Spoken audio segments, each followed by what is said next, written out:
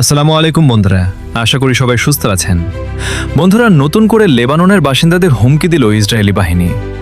প্রকাশ গত 23 April Israeli বাহিনীর পক্ষ থেকে দক্ষিণ লেবাননের বাসিন্দাদের উদ্দেশ্যে নতুন করে হুমকি দেওয়া হয়েছে। দেশটির সামরিক বাহিনীর এক মুখপাত্র জানিয়েছেন, সেনারা এখনও দক্ষিণ লেবাননে তাদের অবস্থান বজায় রেখেছে।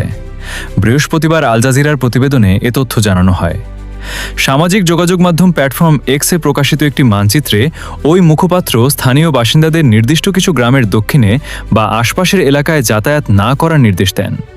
তিনি আরও বলেন, লিতানি নদী এলাকা, ওয়াদি আল সালহানি এবং আল সালুকি অঞ্চলের কাছাকাছি যাওয়া সম্পূর্ণভাবে নিষিদ্ধ।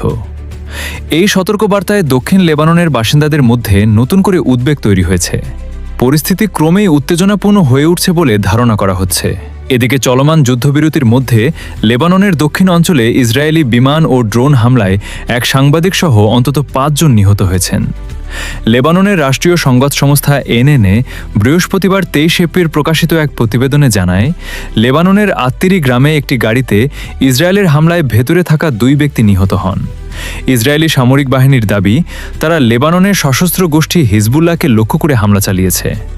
অন্যদিকে 31টি ইরানি জাহাজ ঘুরিয়ে দিয়েছে যুক্তরাষ্ট্রের বাহিনী। প্রকাশ গত 23 এপ্রিল 2026 ইরানের এখন পর্যন্ত 31টি তেলবাহী জাহাজকে তাদের পথ পরিবর্তন করতে বা বন্দরে ফিরে যেতে বাধ্য করা হয়েছে বলে জানিয়েছে মার্কিন সেন্ট্রাল কমান্ড সেন্টকম। বৃহস্পতিবার এ তথ্য প্রকাশ করা হয়। সংস্থাটি জানায়, ইরানের ওপর সমুদ্রপথে আরোপিত অবরোধ কার্যকর করার অংশ হিসেবে এ পদক্ষেপ নেওয়া হয়েছে।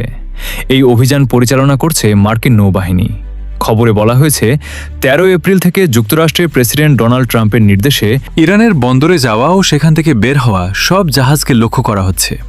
তিনি এই অভিযানকে অর্থনৈতিক চাপ হিসেবে বর্ণনা করেছেন, যার মধ্যে নিষেধাজ্ঞা, বন্দর নিয়ন্ত্রণ ও আন্তর্জাতিক জলসীমায় জাহাজ আটক করার মতো পদক্ষেপ রয়েছে। ওয়াল স্ট্রিট জার্নাল জানিয়েছে, এই অবরোধের কারণে ইরানের প্রতিদিন প্রায় $50 কোটি ক্ষতি হচ্ছে।